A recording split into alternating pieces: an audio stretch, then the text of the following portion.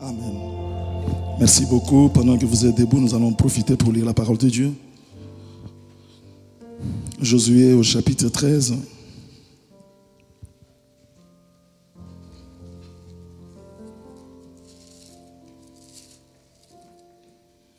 Verset 1 à 8.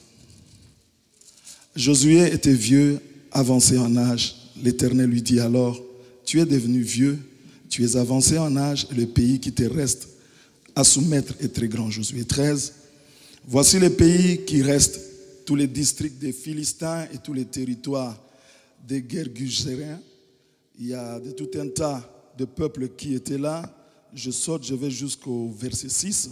Tous les habitants de la montagne depuis le Liban jusqu'à Mir-Sephob, Maïm, tous les Sidoniens, je les chasserai devant les enfants d'Israël.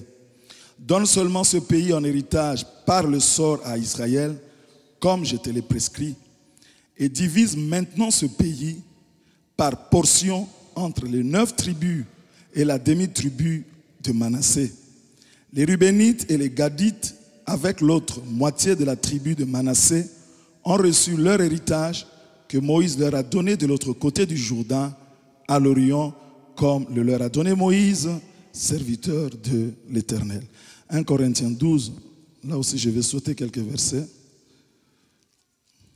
Verset 1 Corinthiens 12, nous commençons à partir du verset 12.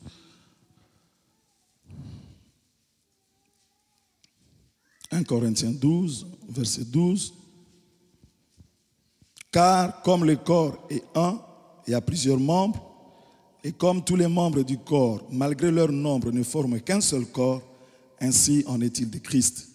Nous avons tous en effet été baptisés dans un seul esprit pour former un seul corps, soit juifs, soit grecs, soit esclaves, soit libres, et nous avons tous été abreuvés d'un seul esprit.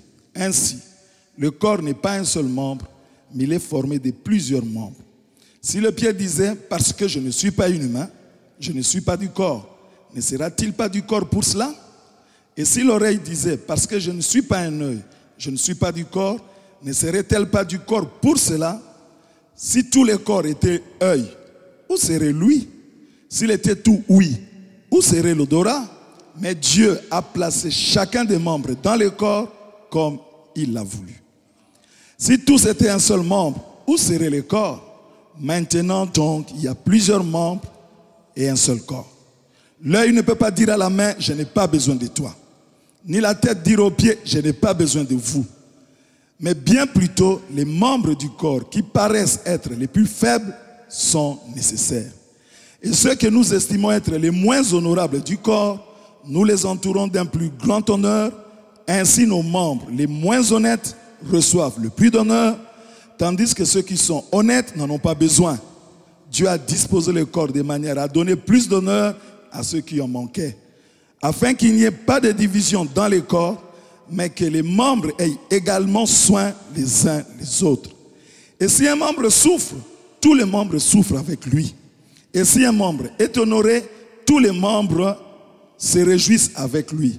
Vous êtes le corps de Christ et vous êtes ses membres, chacun pour sa part. Que Dieu ajoute la bénédiction à la lecture de sa parole. Vous pouvez vous asseoir. Encore une fois, je vous salue tous dans le nom du Seigneur Jésus-Christ. C'est vraiment, comme je l'ai dit, un privilège pour moi que de me retrouver au milieu de vous. Je pense que la dernière fois, si je ne m'abuse, Pasteur Ndaye, on s'est vu avec lui, je pense, en Afrique du Sud. C'était en 2009, si je m'abuse. C'était lors d'une convention là-bas à Johannesburg. Et depuis tout ce temps, ça fait bientôt 8 ans, 9 ans, qu'on ne s'est plus jamais vu. Et pourtant, chaque année, je passe par ici.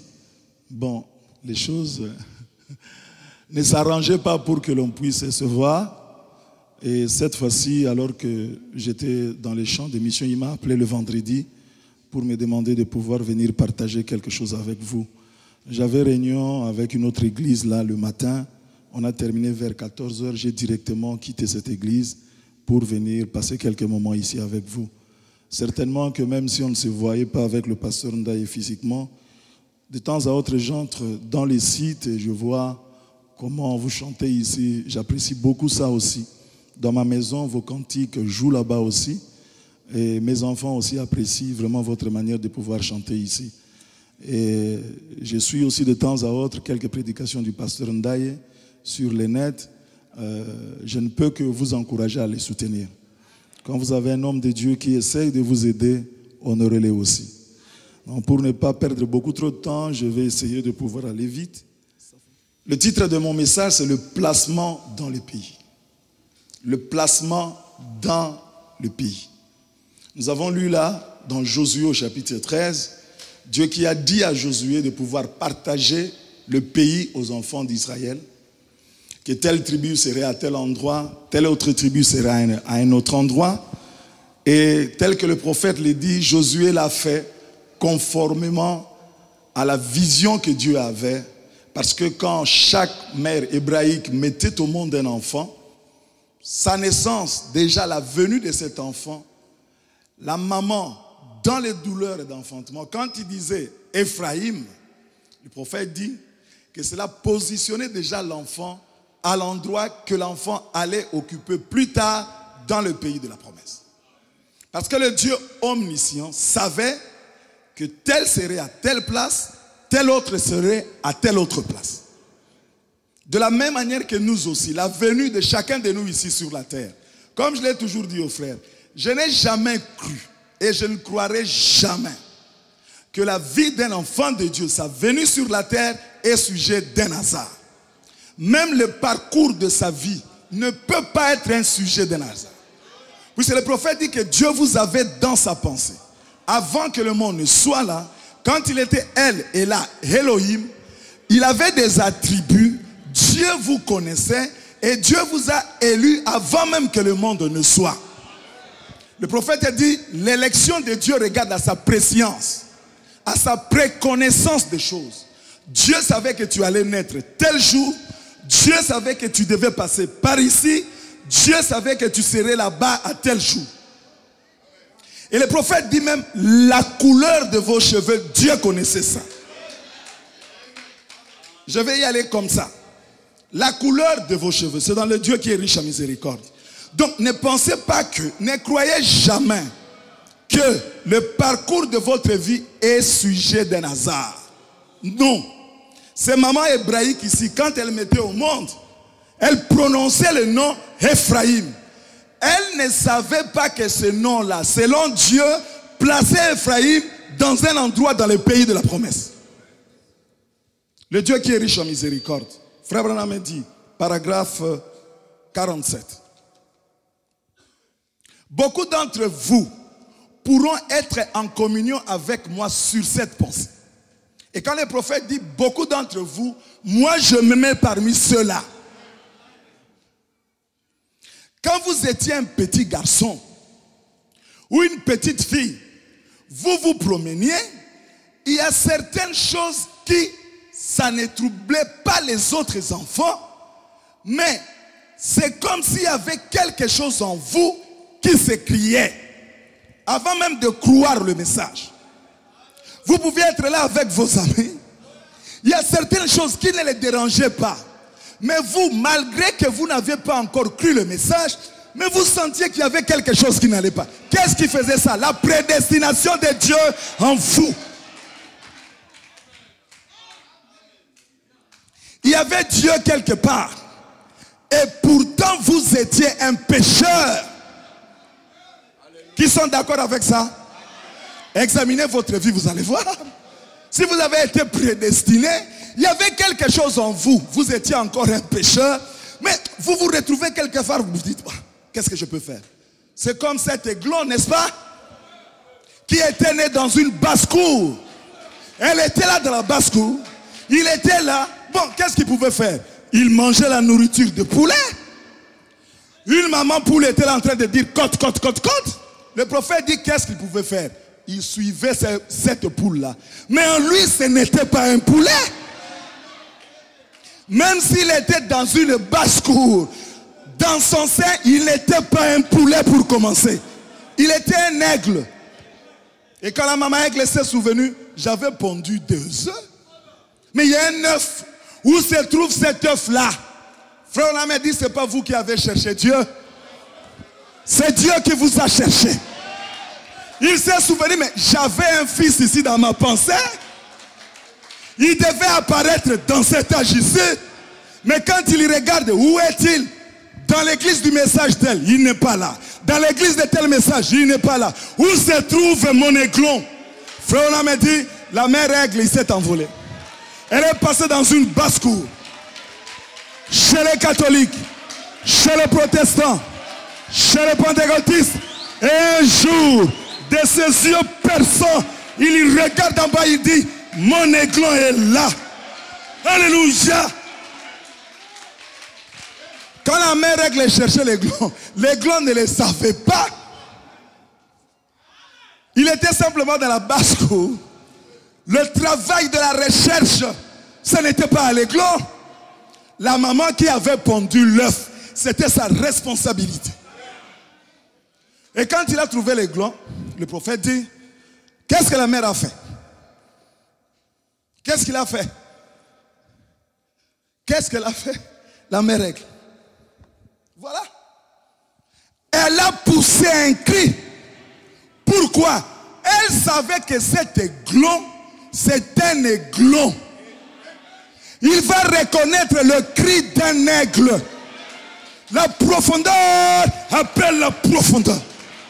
Si vous avez cru ce message, c'est parce qu'en vous, il y avait une représentation de ce message.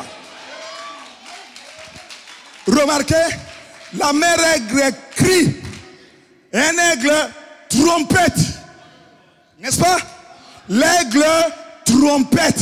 Le lion rougit, mais l'aigle trompette. Alléluia. Quand elle a trompetté, frère, on m'a dit, tous les poulets, quand ils ont regardé là au ciel, ils ont vu un aigle. Vous savez ce qu'ils ont pensé? L'aigle veut nous dévorer. C'est vrai? Quand une poule, un poussin, voit un aigle, mais il s'enfuit, tout le monde s'est enfui, mais l'aigle est resté là en train de regarder. Il dit, ce cri ici a une réponse dans mon cœur. Pendant que les autres ont trouvé que c'était un danger, mais pour cet aigle-là, pour cet aiglon-là, le cri de sa maman, c'était le cri de la délivrance. Fini le poulailler aujourd'hui.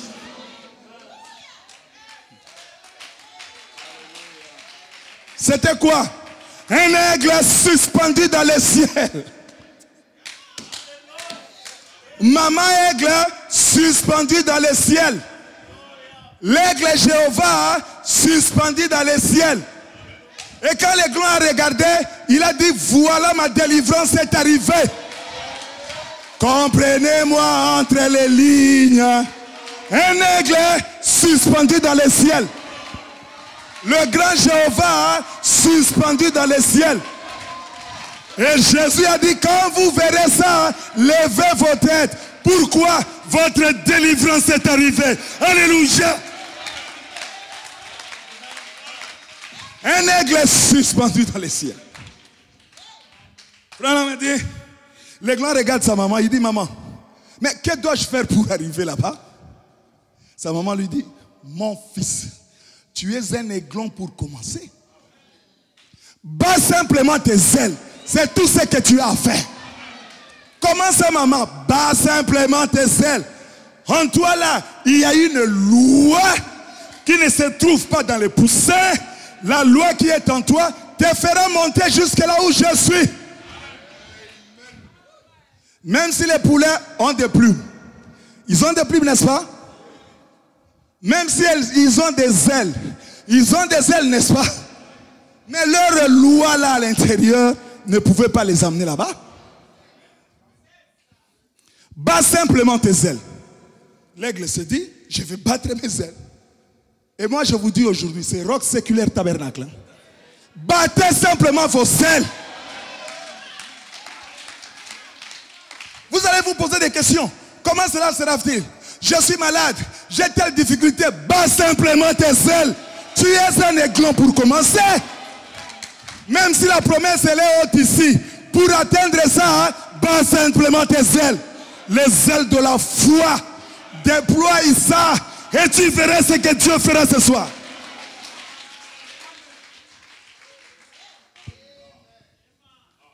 Même quand vous étiez pécheur. Mais vous vous rendez compte qu'il y avait des choses qui ne dérangeaient pas les autres. Mais vous, ça vous dérangeait. Pourquoi? Une représentation de Dieu dans votre cœur. Frère Anna me dit, certainement. Or, qu'est-ce que c'était? C'était cette petite forme de vie qui était à l'intérieur de vous à cette époque-là. 48. Ensuite, au bout d'un certain temps, vous avez entendu l'évangile. Peut-être que vous alliez à l'église, vous bruitez ça et là, vous passiez d'une dénomination à une autre dénomination, mais un jour, puisque vous étiez une partie de Dieu, vous devriez être une partie de la parole. Vous avez entendu la parole de Dieu, vous avez su d'où vous veniez et vous avez reconnu la vérité. Et il connaissait même la couleur de vos cheveux. Dieu connaissait ça. Et c'est ça qui s'est passé avec les enfants d'Israël.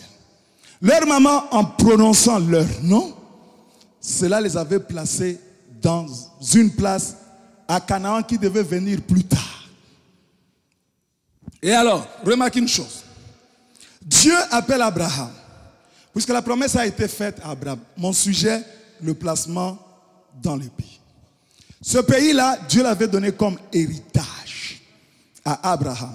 Je n'ai pas le temps de tout lire. Frère Anna dit dans Genèse 12, Dieu appelle Abraham. Il lui dit, quitte ton père, quitte ta mère, quitte ta patrie, quitte ta famille, va dans les pays que je te donne. Abraham ne connaissait pas le pays. C'est Dieu qui connaissait le pays. Alors Dieu appelle Abraham. À l'appel d'Abraham, il connecte un dessein. Suivez-moi bien. Quand Dieu t'appelle, ce n'est pas pour vagabonder. Dieu, quand il t'appelle, il connecte à ton appel un dessein, un but, un objectif. Sors de ton pays. Quitte ta famille. Va dans les pays que je te donne à toi et à ta postérité. Abraham a quitté la Chaldée, il est parti dans ce pays. Par une alliance inconditionnelle. Dieu n'a pas dit à Abraham, si tu fais ça, je ferai ceci. Si tu fais ceci, je ferai cela. Non. Quitte ton père, va dans les pays que je te donne. Le prophète a dit, une alliance inconditionnelle. Et à cet appel-là, Dieu connecte un objectif. Un but, un dessein. Et frère Branham me dit, tout a sa raison d'être. Dieu ne peut pas t'appeler pour rien. Il t'appelle, tu ne sais pas le pourquoi Dieu t'a appelé. Tu ne sais pas à quoi Dieu t'a appelé. Tu es en train de naviguer à vue comme cela. Ça, ce n'est pas notre Dieu. Quand Dieu t'appelle, il connecte un but, un objectif. Dans ces derniers jours ici, Dieu nous a envoyé un prophète. Il ne peut pas envoyer un prophète si puissant comme ça pour que nous, on ne sache pas. Nous venons d'où? Que faisons-nous ici? Où allons-nous? Tu demandes à un croyant de ce message, il ne sait pas. Quel est le but pour lequel Dieu t'a placé ici sur la terre? Manger les beefsteaks? S'habiller comme, je ne sais pas moi, un prince? Alors, quel est le but pour lequel Dieu t'a placé ici? C'est ça que nous allons essayer de voir. Pourquoi Dieu nous a-t-il placés ici? Manger, boire, dormir. Mais si tel est le cas, nous sommes comme les autres. Dieu va se déranger comme ça, descendre lui-même, se laisser photographier pour que nous on mange, on boive. Tout a sa raison d'être. Un but, un objectif. Dans Dieu se cache. Tout a sa raison d'être. 391. Les Belges disent 391. Regardez. Prenons une simple goutte d'encre. La version La Voix de Dieu. Tout a sa raison d'être. C'est la fondation que je pose. Tout a sa raison d'être. Ta présence ici, c'est pour une raison. Pourquoi n'es-tu pas resté à la maison? Puisqu'il y en a qui sont restés à la maison. Mais pourquoi toi tu es ici? Il y a une raison. Et si tu arrives à saisir la raison pour laquelle Dieu a voulu que tu sois ici, tu ne sortiras pas ici tel que tu es entré ici. Tu as sa raison d'être. Vous vous rassemblez ici ce matin, nous c'est ce soir, dans un but. Ce n'est pas en vain. On ne vient pas ici comme ça en vain. Un croyant avec le message de la Bible, frère, tu vas à l'église? Oui. Quoi faire? C'est dans un but. J'ai mangé chez toi, Charlie.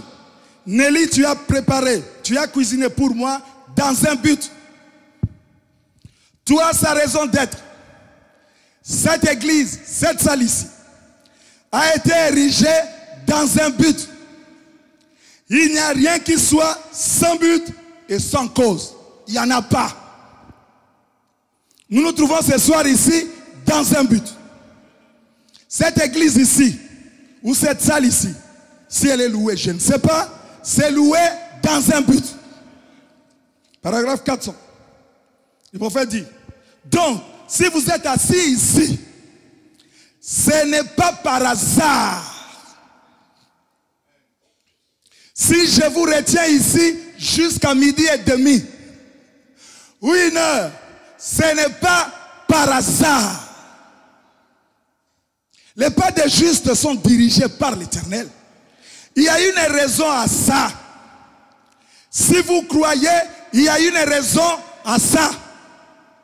Si vous ne croyez pas, il y a aussi une raison à ça. Tout a sa raison d'être. Pourquoi es-tu venu ici? Ce soir ici. Pourquoi? Il y a une raison. Moi, je ne pense pas que nous sommes venus ici pour nous faire voir. Si c'est ça la raison, nous perdons notre temps. N'est-ce pas? Frère, on a dit, nous ne venons pas à l'église pour nous faire voir. J'avance. Nous ne venons pas à l'église pour montrer nos habits.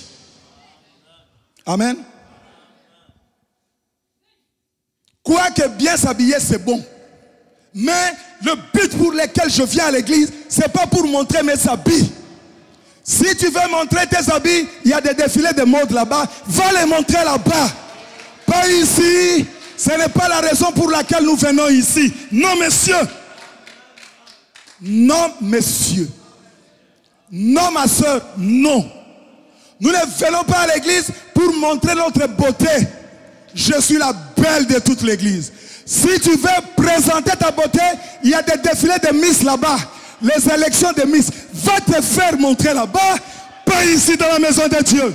Mais si je viens dans la maison de Dieu, c'est pour devenir meilleur. Frère m'a dit, c'est pour être un meilleur chrétien, un meilleur papa, une meilleure maman. Si je viens ici, c'est pour que la parole me transforme. Si je viens ici, c'est pour contempler la face de Dieu. Et quand je contemple ta face, je suis transformé à la même image. Alléluia. Voilà le but pour lequel je viens ici. Pas pour montrer mes habits. Pas pour montrer ma beauté. Aujourd'hui, ils vont sentir. Qui va sentir? Qui va voir? Un fils de Dieu ne s'occupera pas de ça.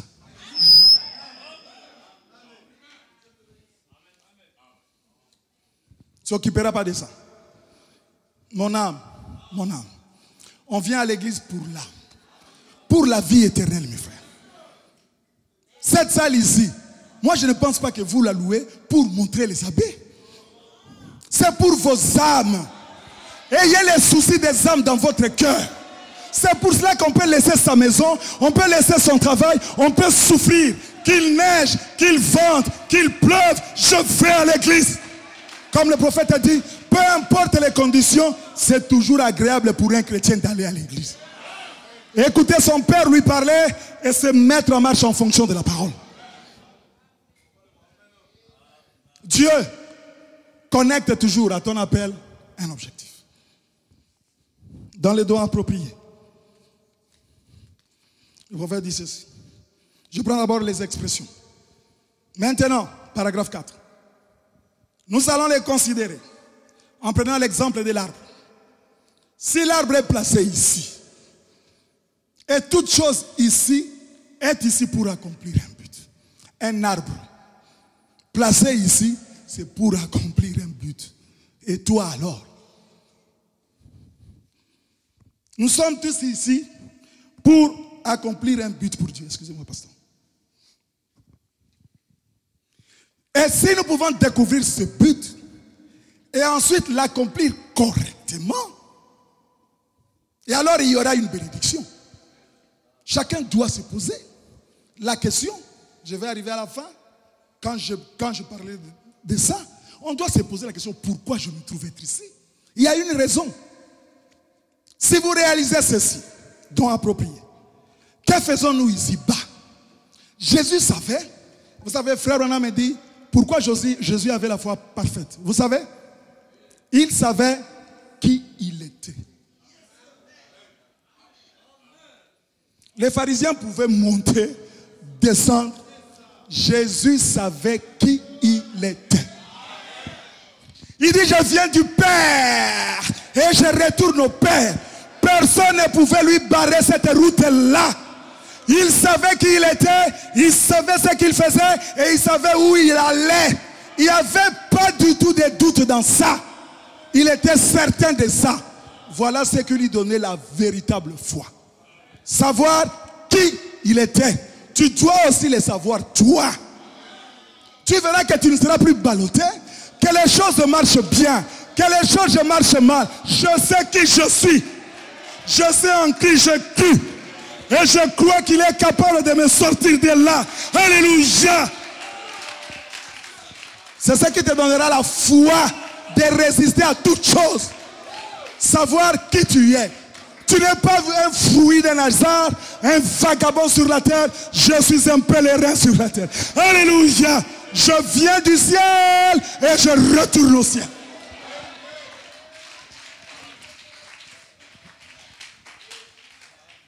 Que faisons-nous ici-bas? D'où venons-nous? Et qu'avons-nous à faire ici? Nous n'avons pas été mis ici par hasard. Abraham, on ne l'a pas appelé par hasard. Nous avons été mis ici dans un dessein déterminé.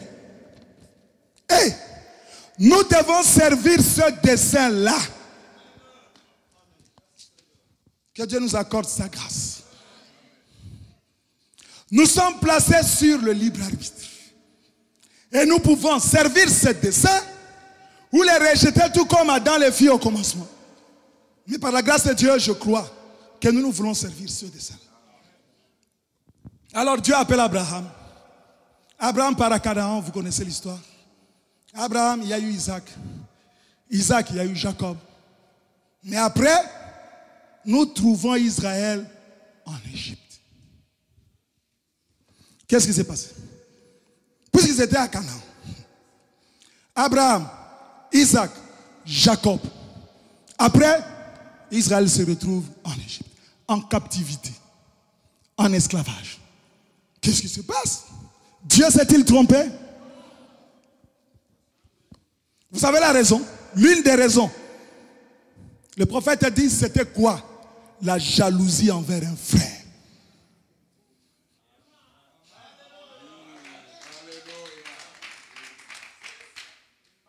Ils avaient un frère Joseph, n'est-ce pas? Très spirituel. Mais si Joseph était spirituel, ce n'est pas Joseph lui-même qui avait voulu ça. Quand il avait des songes, ce n'est pas lui-même qui fabriquait les songes. C'était Dieu dans sa prédestination qui l'avait choisi ainsi. Dieu l'a créé ainsi. Parmi ses frères, il était le plus spirituel. Ses frères, au lieu de soutenir ça, ils l'ont haï. La jalousie. Faites attention à cet esprit-là. Vous êtes ici nombreux, mais Dieu ne peut pas vous bénir de la même manière. Comme nous l'avons lu là-bas, celui-ci est un œil, celui-ci est une bouche, celui-ci est une main, celui-ci est un pied. Quand tu regardes, oh, mais pourquoi c'est seulement lui? Mais si c'est sa place que Dieu lui a donnée, soutiens ton frère. Soutenez celui que Dieu soutient. Et vous serez bénis pour ça. On développe la jalousie pour rien. Le pauvre monsieur, qu'est-ce qu'il avait fait? Le fait seulement de vous révéler ce que Dieu lui a montré en songe. Il dit seulement, frère, je m'étais endormi. J'ai vu ça. Qu'est-ce que tu veux dire? Mais qu'est-ce que je veux dire? Je vous ai raconté ce que j'ai vu. Qu'est-ce que tu veux dire? Donc toi, tu vas régner sur nous? Ils ont développé la jalousie. Et frère m'a dit, à cause de cette jalousie-là, ils ont vendu leurs frères et tous, ils sont partis en esclavage en Égypte. Quoi? La jalousie envers un frère. Un esprit qu'il faut ôter de votre cœur. Ôtez ça. Si Dieu bénit un frère, louez Dieu pour ça. Est-ce que vous le croyez? Oui, messieurs.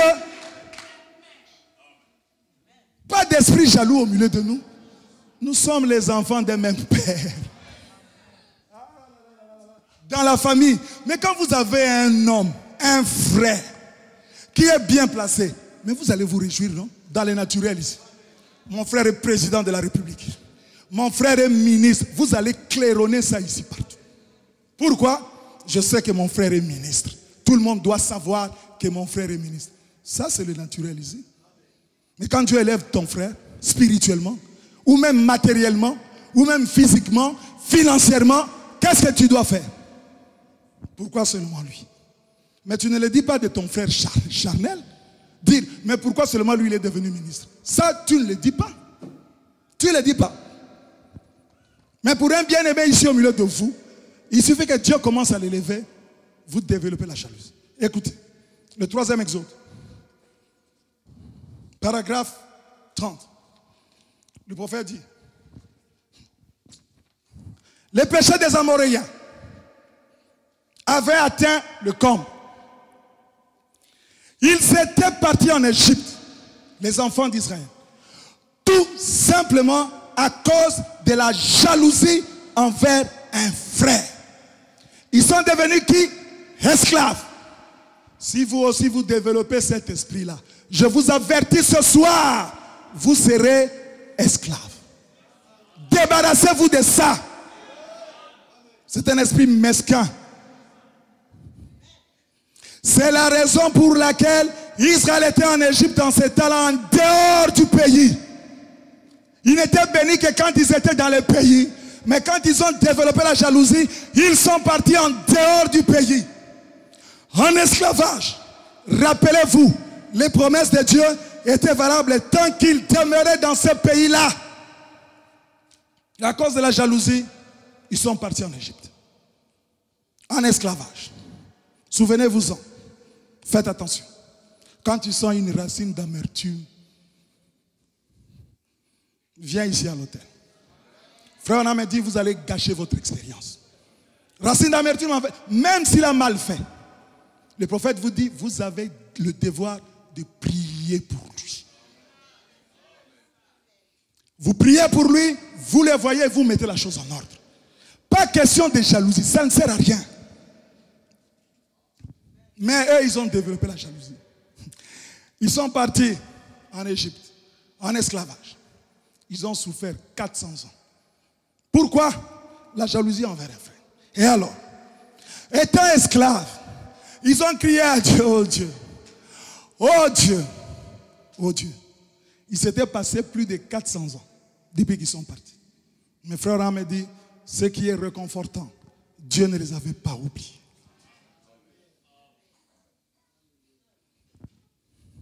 Dieu ne vous oublie pas. Laissez-moi lire quelque chose sur ça. 7e psaume, 201. Malgré qu'ils étaient partis là-bas, les années se sont écoulées, mais Dieu ne les a pas oubliés. Pourquoi? C'était sa sémence. Dieu n'oublie pas sa sémence. Oh frère, Dieu m'a oublié. Vraiment, Dieu ne m'écoute pas. Bizarre, ça c'est un enfant de Dieu de Malachie 4 qui dit ça. Frère, en tout cas, moi, Dieu ne m'écoute pas.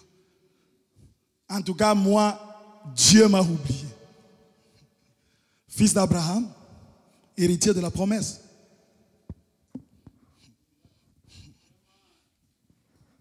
Faites attention à ce que vous confessez. Faites attention à ce que vous dites. Il est le souverain de votre... La Bible dit ce que vous craignez. 201. Il a dit à Moïse, il avait 400 ans qu'Israël était là-bas. Il fallait qu'ils y soient ce temps-là. Ils avaient dit à Abraham, et ses descendants séjourneraient dans un pays étranger pendant 400 ans. Et qu'il en ferait sortir par une main puissante. Mais ensuite, il a dit à Moïse, je me suis souvenu de ma promesse. Et je suis descendu pour tenir parole. Frère Lamédi, Dieu n'oublie pas. Tu peux faire une prière aujourd'hui, demain la chose ne vient pas, après-demain ça ne vient pas, un mois après ça ne vient pas, oh Dieu a oublié. Dieu n'oublie pas. Si tu es dans la ligne du devoir, il n'oublie pas. Abraham a attendu combien de temps? Est-ce que Dieu avait oublié? Abraham était même découragé, il dit non Seigneur, qu'Eliezer vive et qu'il soit mon héritier. Dieu lui dit, ce n'est pas Eliezer, Abraham. Moi, je t'ai dit qu'il y a un fils qui sortira de tes entrailles. Je le jure par moi-même. Parole de l'Éternel, tu auras un fils. Abraham il s'arrange comme un homme. Agar, oh non, Sarah dit oui, tu peux prendre Agar. Peut-être que la promesse de Dieu viendrait par Agar. Ça, c'est la nature humaine. Dieu n'oublie pas sa promesse. Il a dit qu'il ne vous abandonnera pas. Il ne vous abandonnera pas. J'ai prié aujourd'hui, il n'y a pas de réponse. Demain, je continue à prier. Il y a un cantique qui dit, apprends-moi Seigneur à attendre.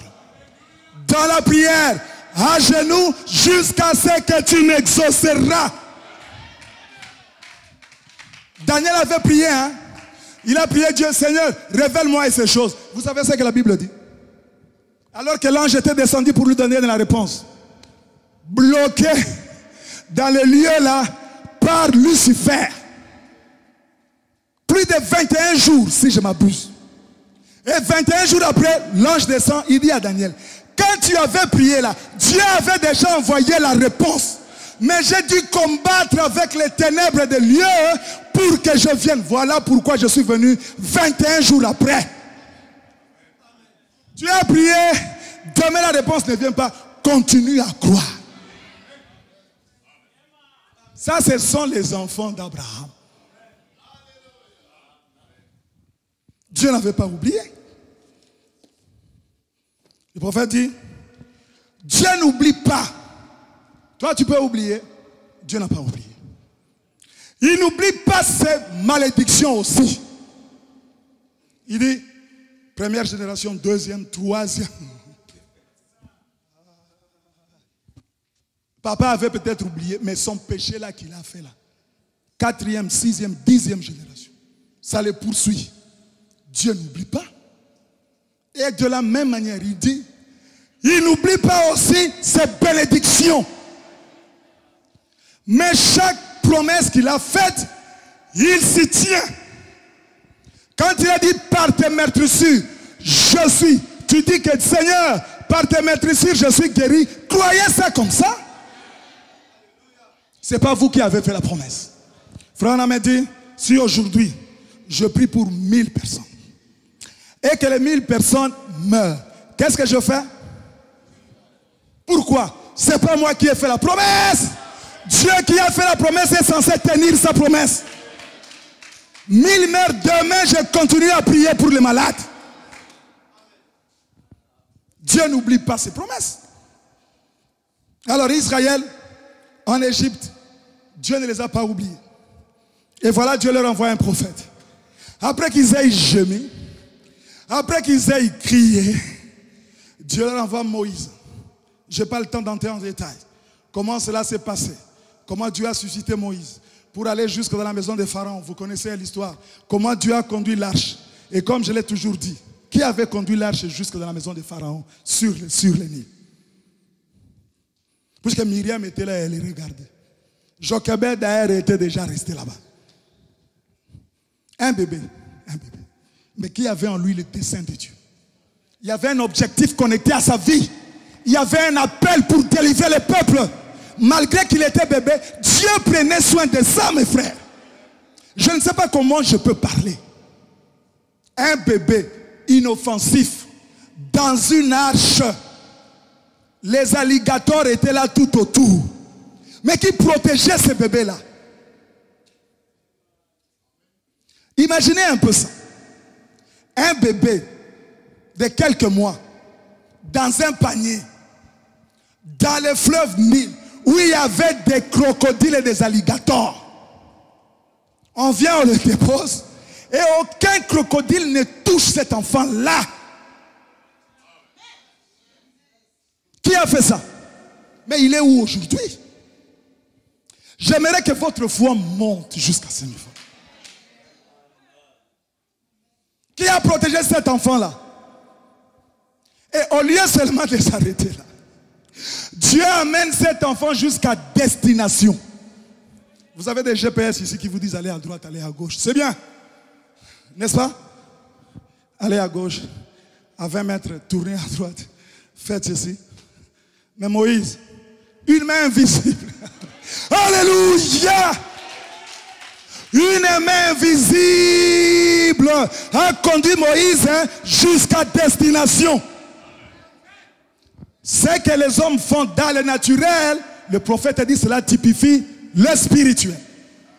Vous entrez dans un avion, on met la commande automatique, l'avion vous amène jusqu'à destination. L'homme n'a fait qu'imiter ça.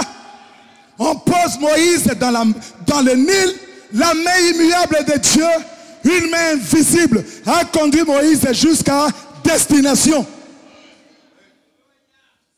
Encore, la fille de Pharaon savait qu'il y avait un décret.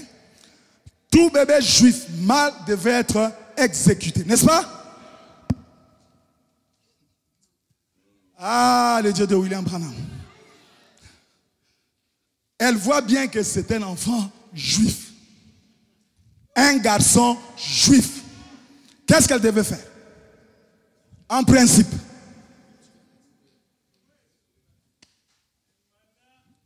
Mais qu'est-ce qui s'est passé? Mes bien-aimés frères, le Dieu de William Branham ici.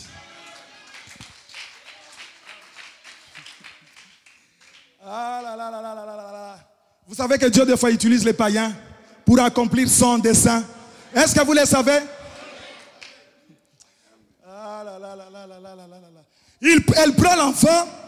Peut-être qu'il y a eu des gens tout autour. Nous devons tuer. C'est un bébé juif. Il dit non, celui-ci on ne le tuera pas. Moi je vais l'élever comme étant un Égyptien. Un prince.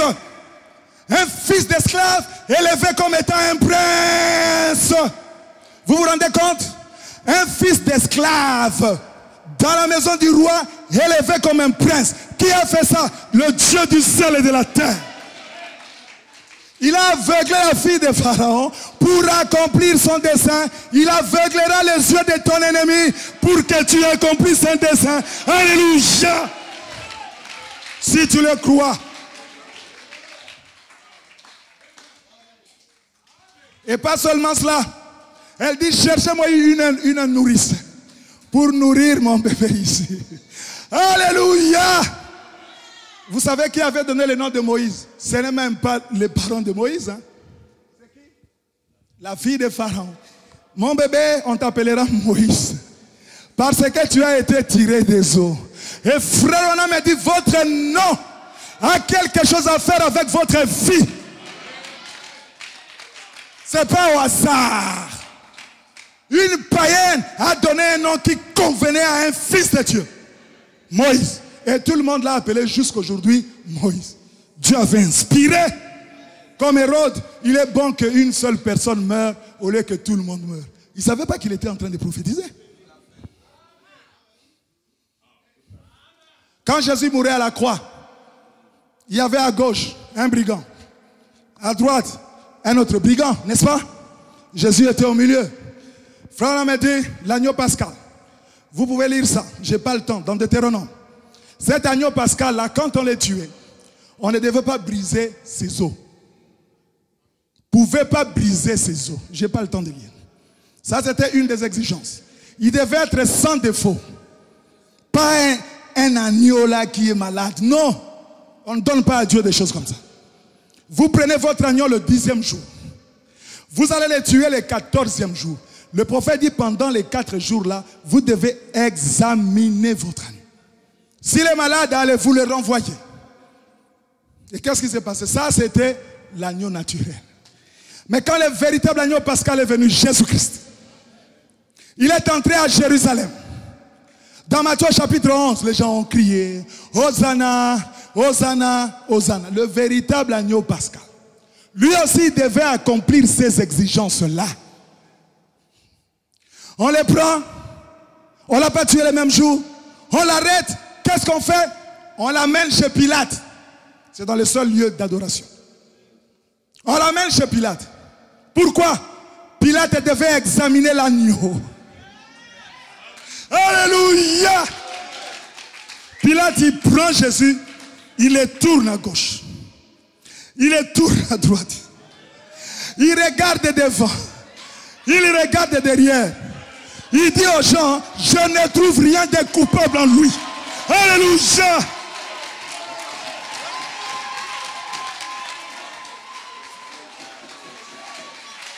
Il est sans défaut. Alléluia!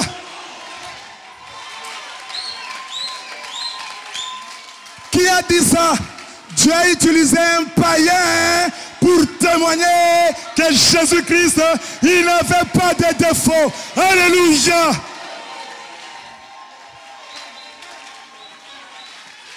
Pourquoi? Il était le véritable agneau pascal. Une condition était réunie. Il restait une deuxième condition. Ses os ne pouvaient pas être brisés.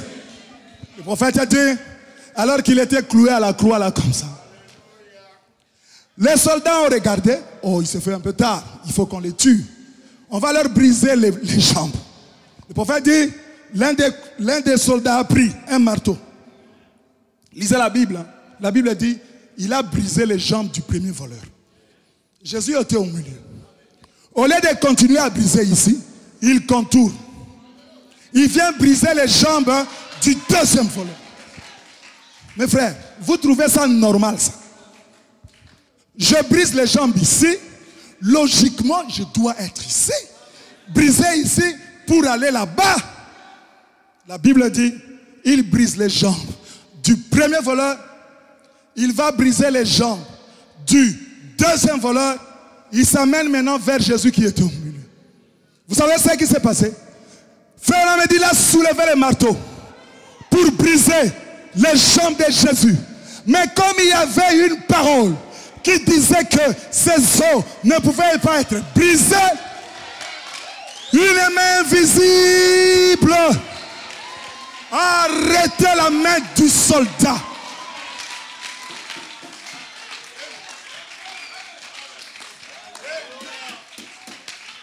Jésus-Christ était déjà mort. Il était mort là à la croix. Mais quand le monsieur a soulevé le marteau, la main invisible de Dieu a bloqué sa main. Tu ne peux pas briser les jambes de mon agneau pascal. Il regarde et dit, oh, il est déjà mort. La Bible dit, il dépose ça. Il prend maintenant une épée. Ce ne sont pas des histoires. Il prend une épée, il regarde, il perce les côtes de Jésus. Il n'a pas percé les jambes, il n'a pas percé le ventre, il perce les côtes de Jésus. Et frère me dit de la même manière, Adam au commencement, il était endormi. Dieu avait percé les côtes d'Adam pour sortir l'épouse.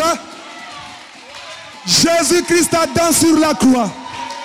Il était endormi. On prend une épée, on perce sa côte. Et frère me dit, l'épouse est sortie de la côte de l'époux. Alléluia.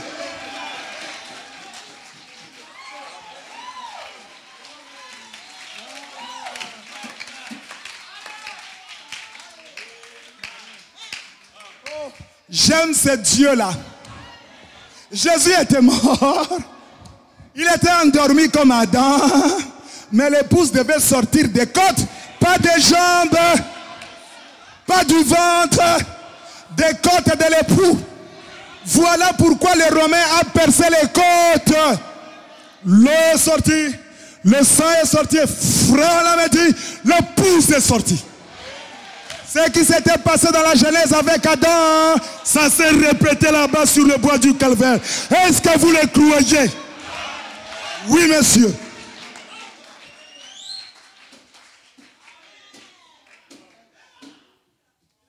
Dieu a le contrôle de la situation. J'aimerais te dire cet après-midi, peu importe ta situation, qu'il fasse noir, qu'il fasse blanc, qu'il fasse sombre, que le soleil brille, Dieu a le contrôle de ta situation. S'il faut utiliser un païen, il le fera.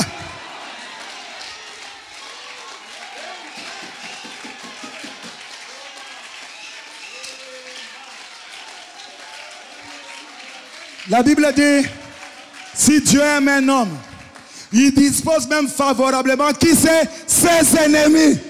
Croyez en ce Dieu-là. Bien-aimés frères, rien ne t'arrivera. Avant que ton dessein ne soit accompli, rien ne peut t'arriver. Sois calme.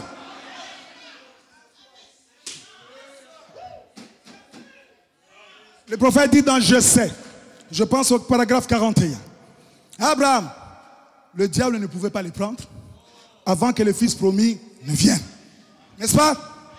Job, les ulcères et tout ce que le diable avait fait, il ne pouvait pas mourir avant que le but de Dieu ne soit atteint. Meshach, Shadrach, Abednego, ils ne pouvaient pas mourir dans la fournaise ardente avant que le but de Dieu ne soit atteint. Daniel dans la fosse au lion, il ne pouvait pas mourir avant que le but de Dieu ne soit atteint.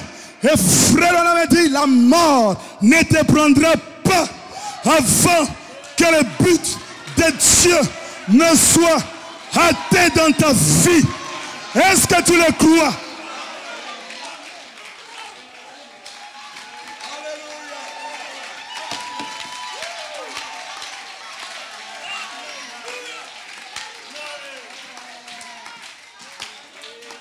La mort ne me prendra pas avant que le but de Dieu ne soit atteint dans ma vie. Alléluia.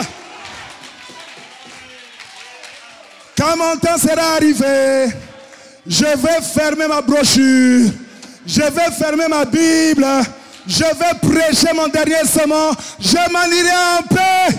Mais avant cela, je resterai ici. Que le diable monte, que le diable descende. Je ne mourrai pas avant que le but de Dieu ne soit atteint dans ma vie. Est-ce que vous le croyez?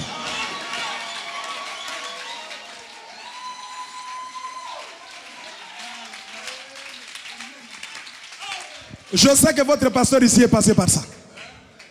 J'ai suivi son expérience. Il ne pouvait pas mourir. C'est vrai, pasteur. J'ai suivi la sœur, comment elle avait donné le témoignage sur le net. Mais à voir les choses, mais il ne pouvait pas être ici. Comme son but n'était pas encore atteint. Il est là debout au milieu de vous. Vous cherchez des miracles. Vous cherchez des miracles. Mais sa présence ici est un miracle.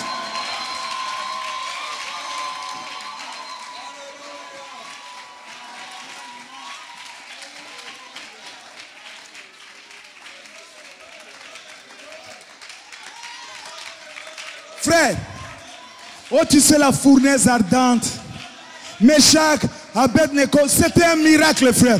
Oui c'était un miracle, mais ça aussi c'était un miracle.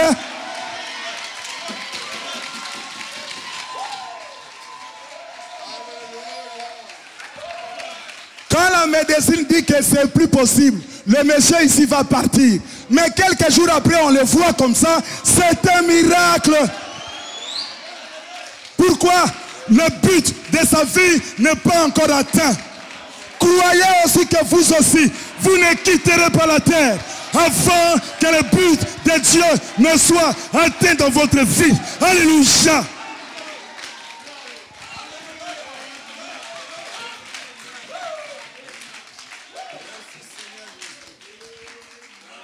Je ne mourrai pas.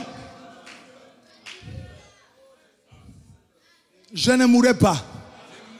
Frère Anna dit, la Bible dit que 1000 tombent à ta droite et 10 000 autres à ta gauche. Mais tu ne seras pas atteint. Le diable ne peut pas étouffer les desseins de Dieu. Alors, Dieu envoie Moïse pour libérer le peuple. Et il dit à Moïse, dans les buissons ardents, va dire à mon peuple. Il a visité, ôte les souliers de tes pieds, car le terrain sur lequel tu te tiens est un terrain sacré.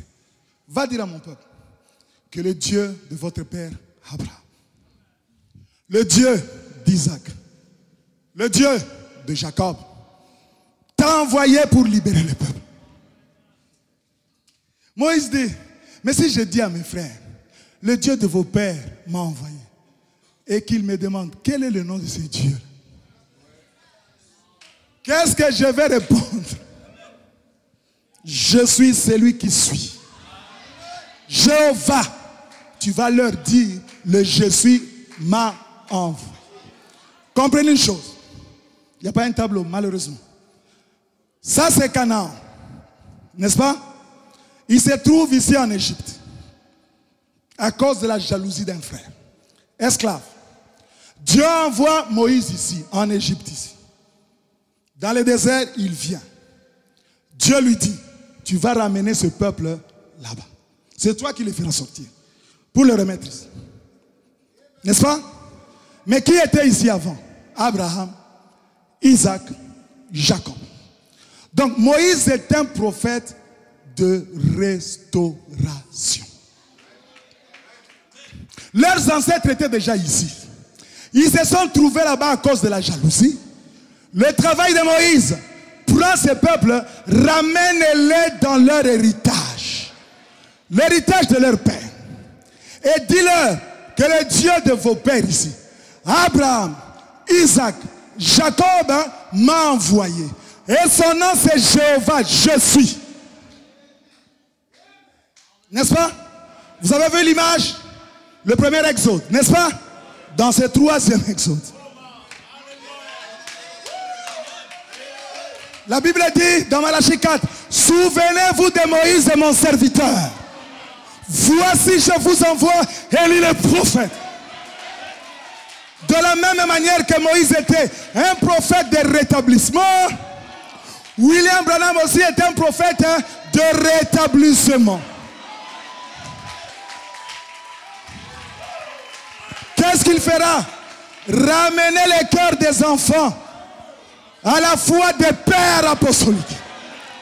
Notre père Paul, notre père Jean, notre père Jacques, les apôtres, William Branham comme Moïse a fait, toi aussi tu dois prendre le cœur des enfants et les ramener au cœur des pères apostoliques.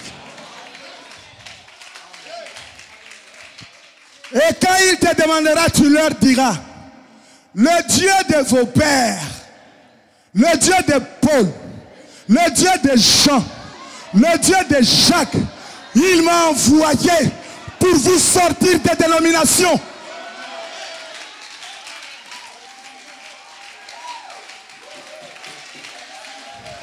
Et quand nous allons lui demander, quel est le nom de ce Dieu-là? Quel était le nom de Dieu de Paul? Quel était le nom de Dieu de Pierre? Quel était le nom de Dieu de Jacques? C'est le Seigneur Jésus-Christ. Le Jéhovah de l'Ancien Testament, c'est Jésus-Christ dans le Nouveau Testament. Alléluia.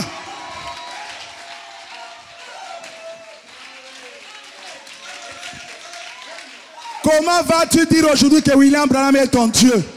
Moïse, quand il est venu ici en Égypte, il a dit le Dieu de vos pères, le Dieu d'Abraham, le Dieu d'Isaac, le Dieu de Jacob. William Branham ici nous prend, il dit le Dieu de Paul, le Dieu de Pierre, le Dieu de Jacques. Son nom, le Seigneur Jésus-Christ. Le Jéhovah de l'Ancien Testament, c'est Jésus-Christ dans le Nouveau Testament.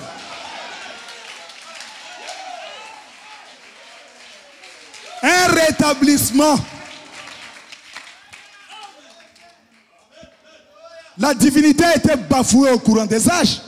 Mais aujourd'hui, un rétablissement. Vous savez, quand j'apprends que les gens disent William Branham est notre Dieu, vous savez ce que dit le prophète? C'est un signe que le temps des gentils est arrivé à la fin. Je vais vous lire ça. Ça, je vais lire. Il dit, le temps des nations avait commencé avec Nebuchadnezzar. Voilà. L'idolâtrie. Vous savez, Nebuchadnezzar, il avait eu un songe, n'est-ce pas? Qu'il avait troublé. Il avait vu une statue, ça l'avait troublé. Il appelle le magicien. Il appelle tous ces hommes sages. Il dit, j'ai eu un songe. Je cherche l'interprétation de ce songe. Les gens là ont dit, oui, roi, raconte-nous ton songe et nous t'en donnerons l'interprétation. Il dit, non, non, non, non. Je l'ai oublié. Je l'ai oublié. Vous allez voir le songe et revenez avec l'interprétation. Pour que je sache que votre interprétation est correcte, racontez-moi d'abord le songe.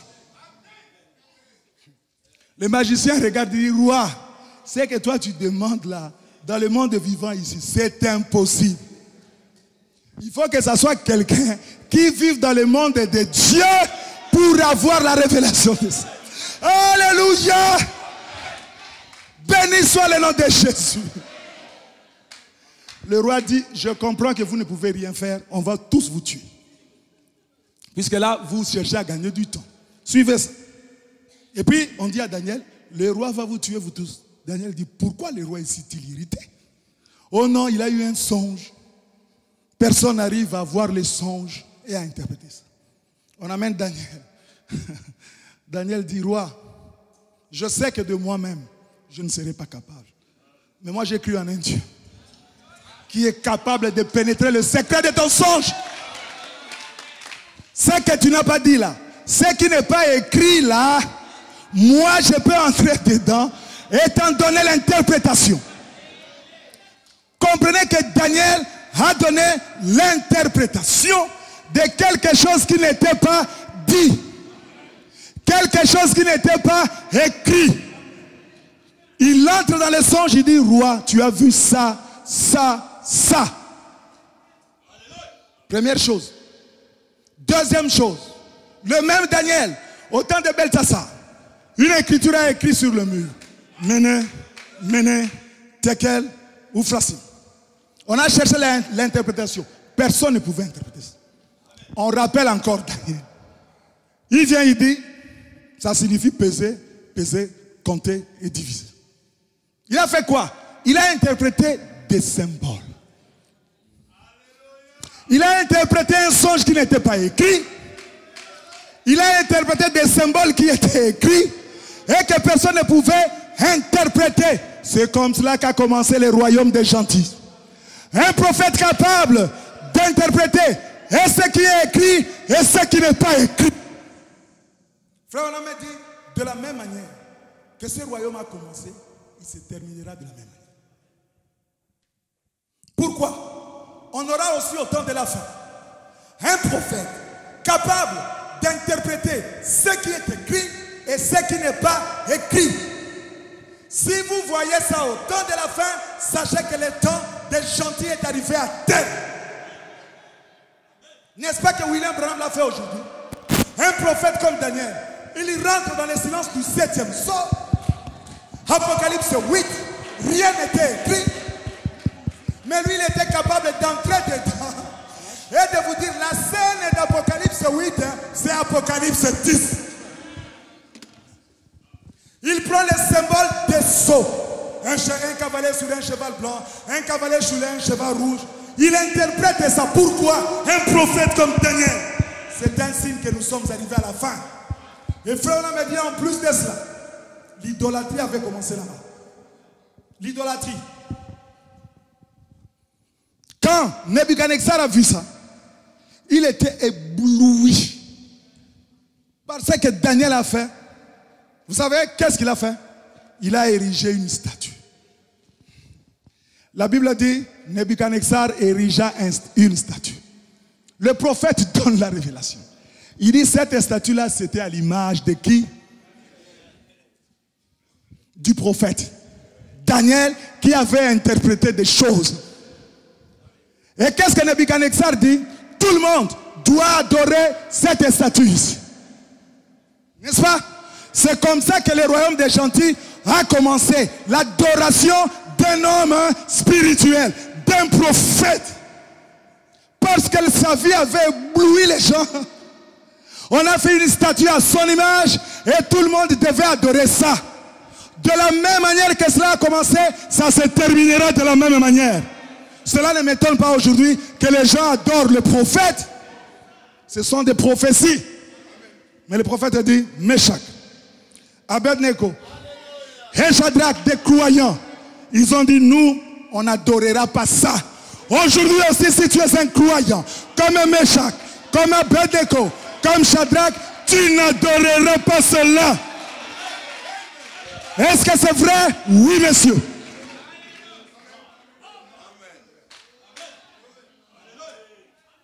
Frère Branham va plus loin. Il dit, Daniel refusa de se prosterner devant sa propre statue. Ça, c'était au commencement du temps des gentils. Aujourd'hui, à la fin des temps aussi, notre Daniel a refusé de se prosterner devant son image de Dieu. Dans les serpents écrasés, il dit c'est un esprit antichrist. Laissez-moi lire ça. Sinon vous allez dire au frère Dauphin, c'est toi qui nous racontes des trucs. Daniel a refusé. Meshach a refusé. Toi tu acceptes alors comment? Le prophète lui-même a refusé. Les croyants ont refusé. Toi maintenant tu acceptes. Qui avait accepté à ce moment-là? Les Babyloniens. C'est eux qui allaient se protéger. C'est le roi Nebuchadnezzar. Si toi tu t'identifies à eux, en te prosternant devant la statue, la photo, en adorant William Branham, mais tu es un Babylonien. C'est dur, mais c'est vrai. Frère Branham dit c'est un esprit antichrist. Et il dit, si cet esprit te saisit, c'en est fait de toi. C'est le prophète qui le dit. Le début et la fin de la dispensation des gentils. Paragraphe 81. Et si vous remarquez bien, pourquoi je le dis? Puisque Moïse était un prophète de rétablissement, il devait ramener les enfants d'Israël à Canaan, mais en leur présentant le véritable Dieu. William Branham, comme Moïse, un prophète de rétablissement qui doit nous sortir des dénominations pour nous amener à la terre promise, mais il nous présente aussi le véritable Dieu. Mais ce que nous voyons aujourd'hui, c'est l'accomplissement des prophéties. Frère Branham a dit, et si vous remarquez bien, 81, le début et la fin de la dispensation des gentils. Les gentils commencèrent avec l'adoration d'une idole. Les gentils. Et alors, je crois que c'était Daniel lui-même, car le roi Nebuchadnezzar l'avait nommé Belteshazzar. Et Belteshazzar, c'était le dieu de Nebuchadnezzar. Pourquoi a-t-il nommé Daniel Belteshazzar? Parce qu'il a vu qu'en Daniel, il avait l'esprit de Dieu. Il a confondu l'esprit qui travaillait dans Daniel, cet esprit de Dieu avec l'homme Daniel. C'est ce qui se passe aujourd'hui. Dieu a tellement utilisé William Branham que les gens confondent de faire la distinction entre William Branham et cet esprit-là qui travaillait en lui. Dans les soins du temps de la fin, il dit c'est ce qui vous semble si difficile.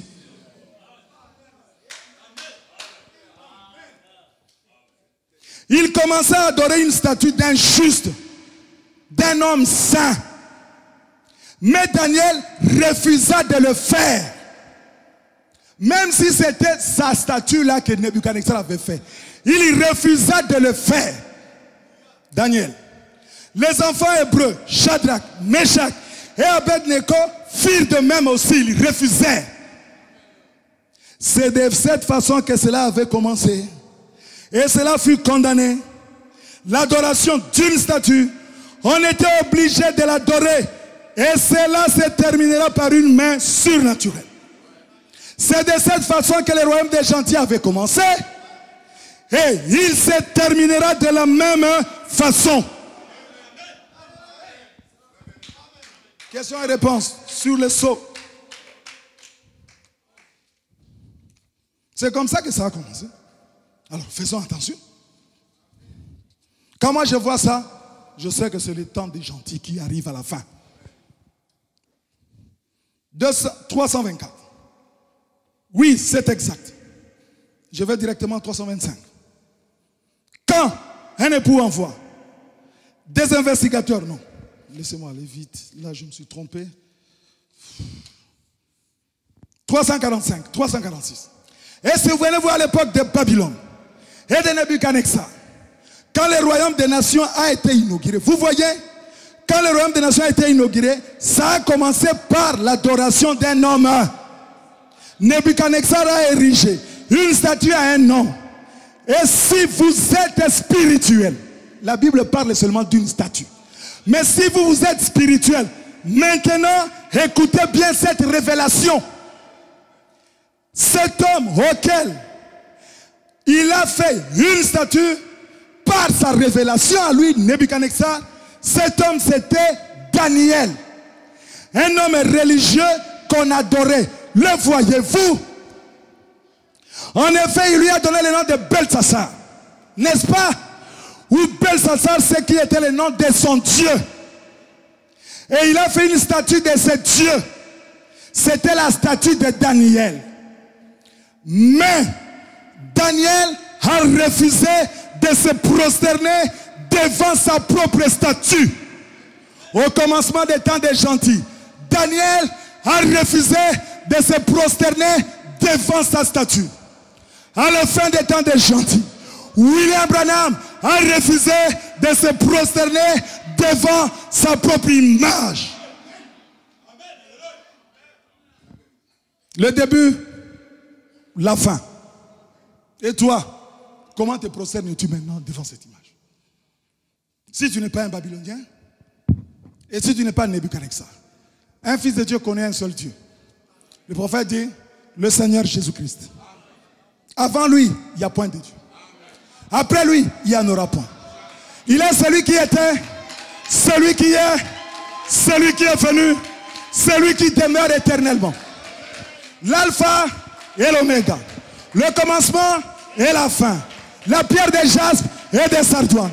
Le premier et le dernier. Le plus beau d'entre 10 000. J'aime bien l'élever au-dessus de tout ce qui peut être nommé.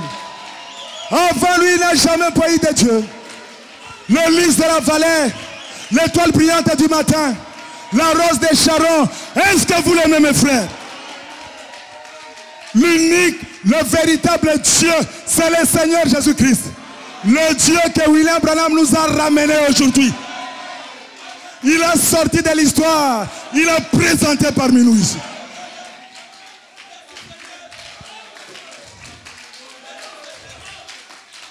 En dehors de lui, il n'y a pas un autre Dieu.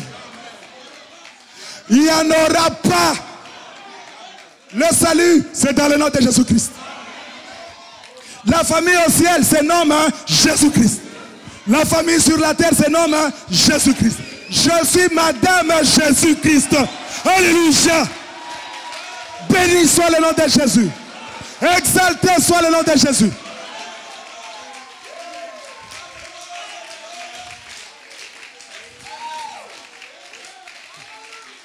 Moïse présente ce Dieu-là aux enfants d'Israël. J'ai plus le temps de partir dans beaucoup de choses. Ils sortent de l'Égypte.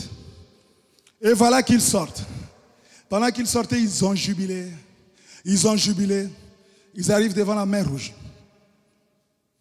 La mer Rouge a barré le chemin.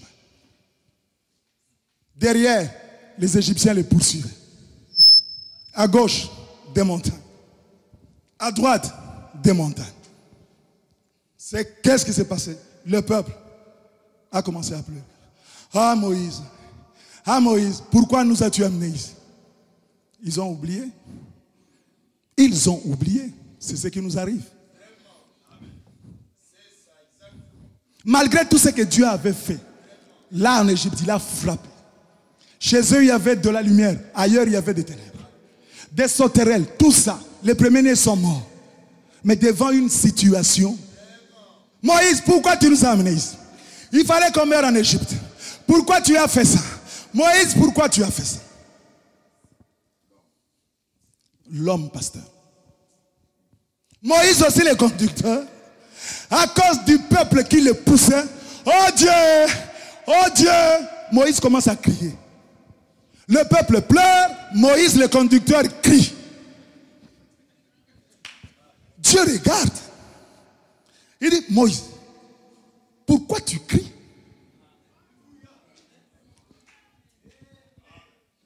Moïse, pourquoi tu cries? Mais qu'est-ce que tu as entre tes mains? Oh, j'ai le bâton. Mais le bâton, c'est la commission que je t'ai donnée. Avec ta commission en main, tu es en train de trembler devant un obstacle. N'est-ce pas ce qui nous arrive? La commission, le prophète dit le nom du Seigneur Jésus. En nous, nous tremblons devant la maladie, nous tremblons devant les problèmes, avec le nom du Tout-Puissant au milieu de nous. Moïse, pourquoi tu pleures? Qu'est-ce que tu as dans ta main? Quand Dieu l'a réveillé, il se dit, mais oui, j'ai été commissionné pour ça. Je suis né dans ce but ici, de sortir le peuple. Je suis dans la ligne du devoir. Quand il y a des obstacles, ce n'est pas mon problème. Celui qui a fait la promesse doit entrer en scène. Je vais lire, le prophète dit, l'ange qui était devant, des enfants d'Israël, il est parti derrière. Pourquoi? Les Égyptiens venaient par l'arrière. La mer Rouge était devant. Dieu dit à Moïse, toi tu te tiens ici devant. Avec ton bâton comme ça. Moi je m'occupe des ennemis.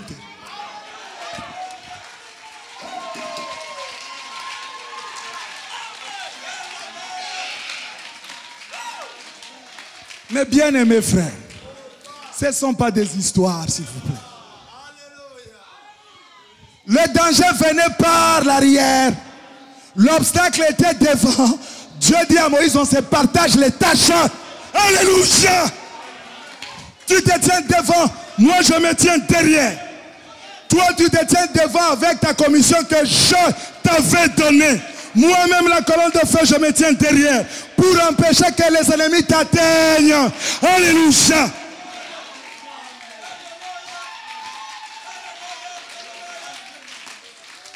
Moïse s'est tenu debout. Il a soulevé son bâton, il dit au peuple, les Égyptiens que vous voyez ici, vous ne les verrez plus jamais. Je te dis ce soir, cet ennemi qui t'a tourmenté là, il ne te tourmentera plus jamais. Alléluia.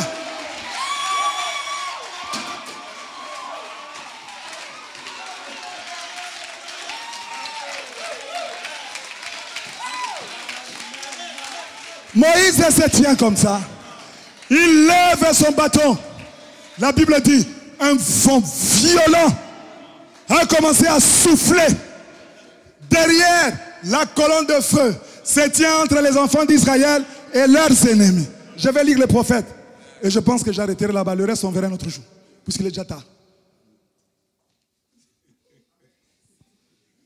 Moïse se tient là. La Bible dit, un vent violent a commencé à souffler. À souffler. La mer, frère Branham me dit, Dieu a regardé la mer. Courroucé. Pourquoi tu te tiens comme étant obstacle? Alors que mon peuple doit traverser. Le poète dit, la mer a eu peur. Elle a commencé à frayer le passage. Ton obstacle aujourd'hui va céder le passage. Coincé à droite, coincé à gauche, coincé devant, coincé derrière. Mais Dieu ne les a pas laissés ainsi. Et je te dis cet après-midi, ce soir, si tu es coincé à droite, tu es coincé à gauche, tu es coincé devant, tu es coincé derrière, le Dieu de Moïse est le même aujourd'hui. Le prophète a dit, Il s'est spécialisé dans des choses qui vous sont impossibles.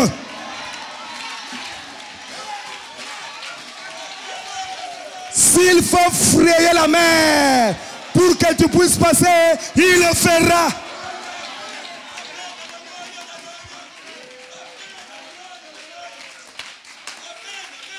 S'il faut qu'il descende dans la fournaise ardente dans laquelle tu te trouves, il le fera ce soir.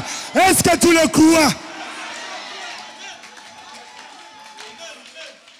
S'il faut fermer la gueule de ton ennemi, le lion, qui essaye de te dévorer, il le fera ce soir. Est-ce que tu le crois? Un Dieu qui est capable de tout faire.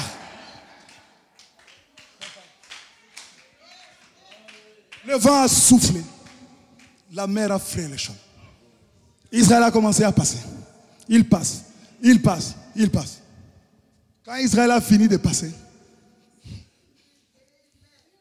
vous savez, frère Anna me dit que quitter l'Égypte, aller à Canaan, c'était un voyage de quelques jours.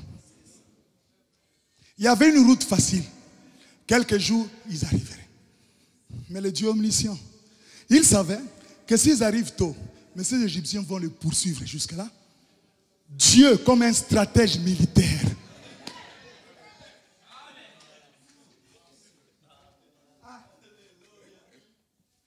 il savait que s'ils vont par la route terrestre là, les Égyptiens avec leurs chars, ils vont les poursuivre.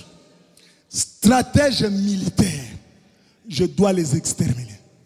Comme ils ont des armes, ils ont des chars, ils vont voir ce que je vais faire. Il ouvre la mer Rouge. Israël passe. Dieu les rend stupides, les Égyptiens. Une mer qui s'ouvre. Mais s'ils étaient un peu intelligents, ils n'allaient pas s'engager dans ça. Le feu vous a retenu toute la nuit. La mer s'ouvre. Mais malgré ça, vous vous entêtez. Le diable est stupide. Je sais qu'il m'écoute, mais c'est la vérité, il est stupide.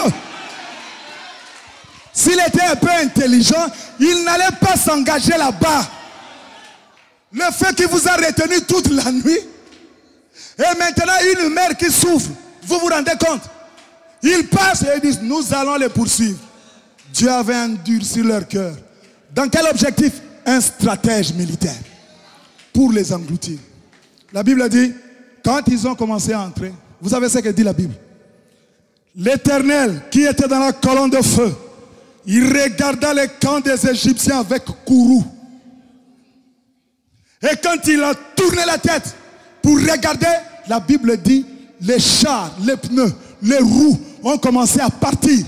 Il a rendu leur traversée difficile. Quand ils sont déjà venus se rendre compte, ah, fuyons. Pourquoi?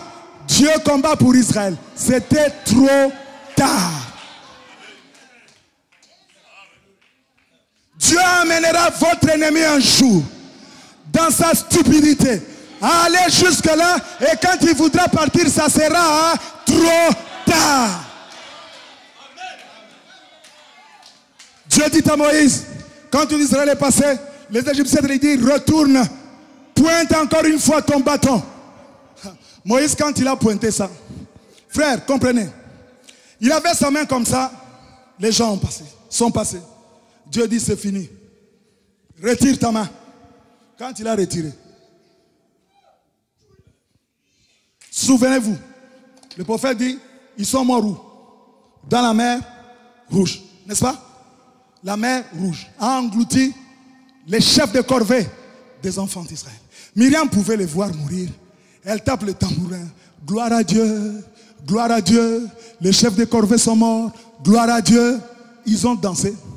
Et le prophète vous dit cet après-midi, votre ennemi, vos chefs de corvée, ils seront engloutis ce soir dans le sang rouge du Seigneur Jésus-Christ. Alléluia. Avoir un prophète, entrer dans l'université du prophète, ce n'était pas la mer noire, c'était la mer rouge. Pourquoi la mer rouge? Plus tard, le sang rouge. du Seigneur Jésus-Christ engloutira tous vos ennemis. Est-ce que vous le croyez?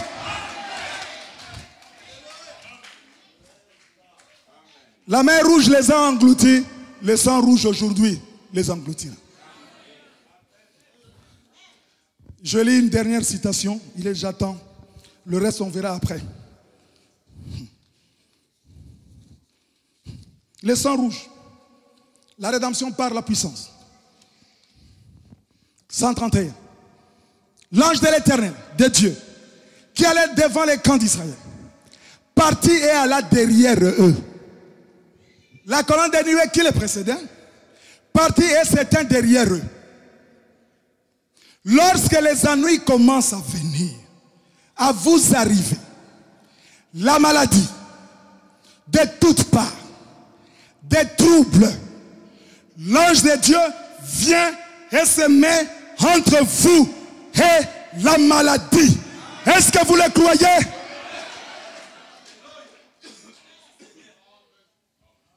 Dieu avait donné la promesse à Israël. Mais l'ange de l'Éternel qui était là pour les conduire vers la terre promise s'est levé du milieu du camp et est allé se tenir entre eux et les dangers. Frère, me crie Alléluia. Il le fait toujours. Il frayera une voie. Oh, je l'aime vraiment pour cela. Pas vous. Il frayera maintenant même la voie pour chaque personne malade ici présente. Qui sont malades ici? Ce soir ici. Lève simplement ta main. Crois ce que le prophète a dit ici. Cet ange de l'alliance, la colonne de feu, il frayera une voie pour toi ce soir ici. Est-ce que tu le crois? Par ces meurtrissures, tu es guéri. Nous prenons cette promesse, nous la projetons dans la salle. Si tu reçois ça, il en sera ainsi. Alléluia.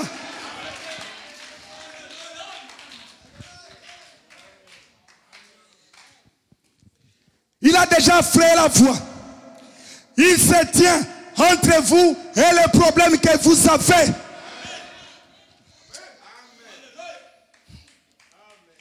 Et je sais qu'il est ici, juste en ce moment même. Vous le croyez? Frère me dit, partout où ce message sera prêché, la colonne de feu sera là. Le même ange est ici présent au milieu de nous. Cette colonne de feu est ici présente au milieu de nous. Pourquoi faire? Se mettre entre toi et les dangers, se mettre entre toi et la maladie, se mettre entre toi et les problèmes. Et te frayer un chemin pour que tu puisses passer dans la victoire. Est-ce que tu le crois? Cette maladie-là ce soir, elle sera engloutie dans le sang rouge du Seigneur Jésus-Christ.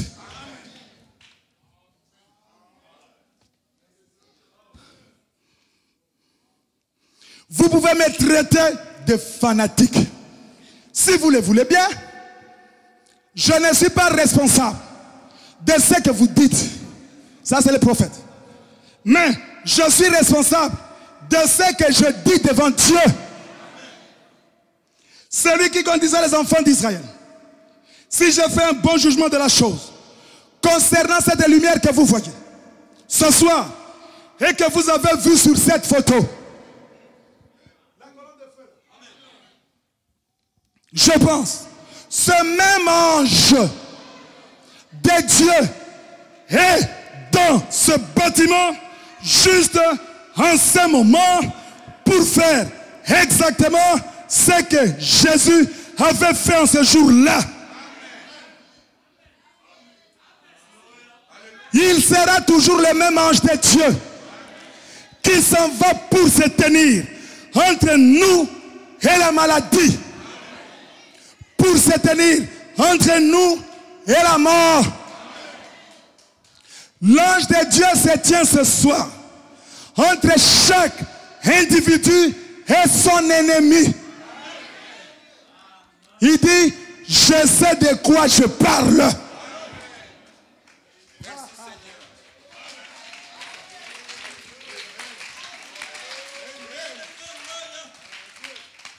Israël est passé. Les Égyptiens ont englouti. La stratégie du général en chef les a exterminés. Israël pouvait maintenant aller droit. J'ai plus le temps. Je parle pendant quelques minutes et je vais arrêter. Ils sont allés, mais dans les déserts, il y a eu des difficultés. Ils ont oublié tout ce que Dieu avait fait. Ils ont commencé à murmurer. Frère, on a dit en Égypte, qu'est-ce qu'ils mangeaient? De l'ail. N'est-ce pas? Dans les déserts, qu'est-ce qu'ils ont mangé? La manne. Une nourriture des anges. L'ail, une nourriture des hommes. La manne, une nourriture des anges. Mais ils se plaignaient. N'est-ce pas? Qu'est-ce qu'ils buvaient comme eau en Égypte? Frère, on a dit l'eau boueuse du Nil. Dans les déserts, ils buvaient à partir des rochers.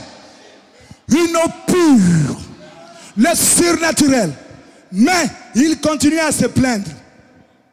Frère, on a dit, en Égypte, quand ils étaient malades, qui les soignaient? Des médecins, des hommes vantards de l'Égypte.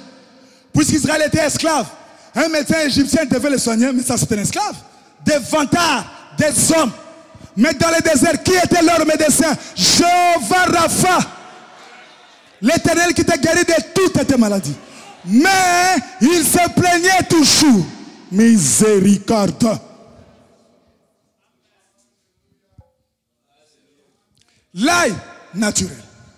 L'eau boueuse de l'Égypte, naturel. Médecin égyptien, naturel. Ici dans le désert, la manne, surnaturelle. L'eau du rocher, surnaturelle.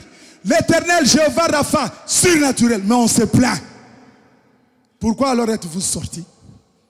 C'est la question. Ils ne savaient pas le but pour lequel ils étaient sortis. Oh Moïse, retournons en Égypte. Moïse, retournons en Égypte. Mais pourquoi étais-tu sorti alors? Si tu savais le pourquoi, tu n'allais pas dire ça. On se plaint. On se plaint. Et frère, on a dit à cause de ces plaintes-là, Dieu a fermé les robinets d'approvisionnement. Trop de plaintes. Le prophète a dit envers leurs conducteurs. Trop de plaintes. Moïse a fait ça. Moïse aussi. D'ailleurs, sa femme Séphora. D'ailleurs, ceci. Frère, on a dit à cause de ça, Dieu a fermé les robinets d'approvisionnement. Faites attention aux plaintes. Quand vous êtes dans la ligne du devoir de Dieu, sachez que des difficultés viendront. Mais Dieu prendra soin de cela. Laissez-moi lire quelque chose. Pasteur, je vais un peu dépasser le temps. Excusez-moi. Entends sa voix. Frère Branham parlait de cet aigle qui était avec ses aiglons. Il a laissé ses aiglons par terre. Lui, il est monté sur une haute montagne là-bas. Et le prophète vient, il voit des petits aiglons en train de jouer. Frère Branham dit, mais c'est pas possible. Mais ces aiglons ici avec leur âge ici. Mais si un coyote vient, ou bien un animal méchant ici, mais il va tous les bouffer. Mais ils étaient là insouciants, en train de culbuter les uns sur les autres. Le prophète a cherché à savoir pourquoi ces aiglons n'avaient pas peur de rester seuls dans cette forêt-là. Et puis il a cherché, il a regardé très haut là-bas.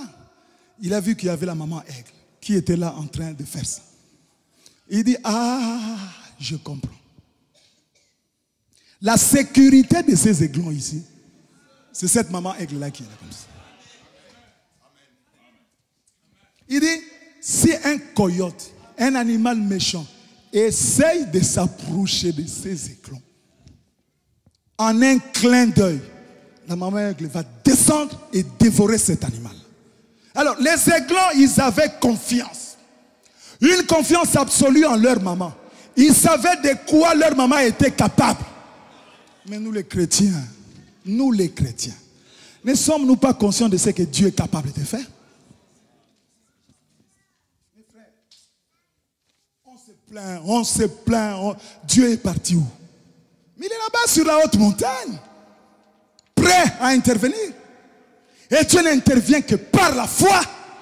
Quand il voit en toi la foi, il descendra. Et le prophète dit, quand il y a eu un ouragan qui est venu, il dit, cette maman aigle est descendue vite. Dès qu'il est arrivé près du sol, les aiglons sont montés sur lui. Ils sont partis. Et maintenant, il dit ceci. Jésus est mort. Et il a escaladé les remparts de la gloire. Il est assis dans les cieux des cieux. Rien ne pourra vous inquiéter. La mère était assise là-bas, sur une haute montagne. Il regardait en bas. Jésus est monté dans les cieux des cieux, assis là-bas, il regarde en bas. Rien ne pourra vous inquiéter. Est-ce que vous le croyez? Son œil veille sur les petits oiseaux. Et je sais qu'il veille sur moi. Et qu'il veille sur toi. Même si tu ne le vois pas, il est là à côté de toi. Pasteur, excusez-moi. Excusez-moi, pasteur. Je vais rentrer là-bas. Apocalypse, c'est le livre des symboles. Même si tu ne le vois pas, frère, on m'a dit, paragraphe 103. Écoutez-moi bien. Si vous me considérez ce que vous dites par honneur et par amour, vous me considérez comme étant un voyant de Dieu, n'est-ce pas? Rappelez-vous, ceci est dans les livres du ciel. Il est présent. N'aimeriez-vous pas vivre? Vous n'aimeriez pas vivre à l'endroit où vous serez conscient que le monde invisible est juste avec vous tous les temps. Ce monde que vous ne voyez pas là invisible, ce monde est avec vous tous les temps. De réaliser que lorsque vous sortez d'ici et montez dans votre voiture, les anges prennent leur position à vos côtés. Gloire! Le trône de Dieu est dans votre cœur. Mais quand le trône de Dieu est dans votre cœur, le Saint-Esprit est en vous. Les anges sont les gardiens du trône. Quand tu te promènes là dans ces rues, ici, sache que les anges de Dieu campent tout autour de toi. Le monde invisible. Lorsque vous allez vers cet homme, si peu aimable envers vous, le Saint-Esprit se tient juste au-dessus de vous. Les anges sont tout autour de vous. Est-ce vrai, frère Branham? La Bible le dit. Écoutez, il ne retourne pas au ciel. Vous ne le croyez pas?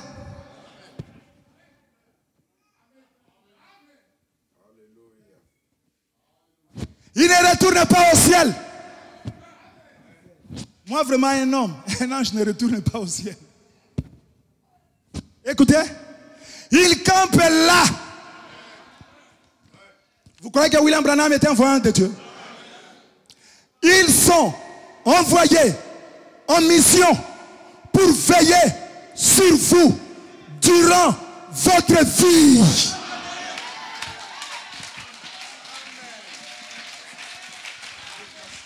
Si tu sors ici en tremblotant encore, je ne sais plus ce que je vais dire. Ils sont envoyés en mission pour veiller sur vous. Un jour, une année, 10 ans, durant votre vie. Dites un grand amen à ça.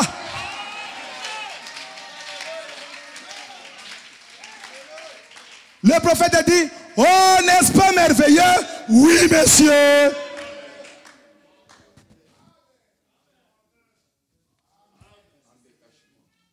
Vraiment, pasteur, ils sont là durant toute ma vie. Il y avait une sœur noire de couleur qui aimait chanter. Que je dorme, que je me réveille, les anges veillent sur moi. Que je dorme, que je me réveille, les anges veillent sur moi. Dans les véhicules, dans la rue, dans l'avion, partout où je suis, les anges sont avec moi. Même dans mon lit d'hôpital, la colonne de feu est là avec moi. Au travail, Dieu est avec moi. Pourquoi as-tu peur alors? Ils ont murmuré, ils ont murmuré. Pourquoi alors étaient-ils sortis?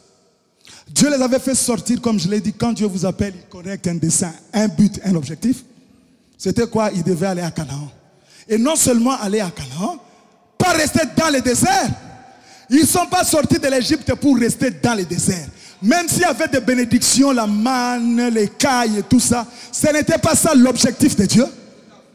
Dans le désert ici, ah frère, j'ai tellement de viande, laisse-moi m'asseoir ici. C'est pas pour ça que toi tu es sorti. La viande, tout ça, les cailles frère, je mange vraiment des cailles ici. Dieu t'a créé pour que tu manges les cailles. Dieu t'a sorti des dénominations pour manger les cailles. J'appelle ça les bénédictions du désert. La manne tombait, les cailles et tout ça. C'était pas ça le but de Dieu. Dieu les avait fait sortir pour qu'ils rentrent dans leur pays. Écoutez une chose. Pas seulement pour qu'ils rentrent à Canaan, mais qu'ils soient placés chacun à sa place à Canaan. Voilà pourquoi Josué a réparti des places. Nous sommes tous entrés à Canaan, c'est bien. Mais chacun doit être à sa place dans le pays.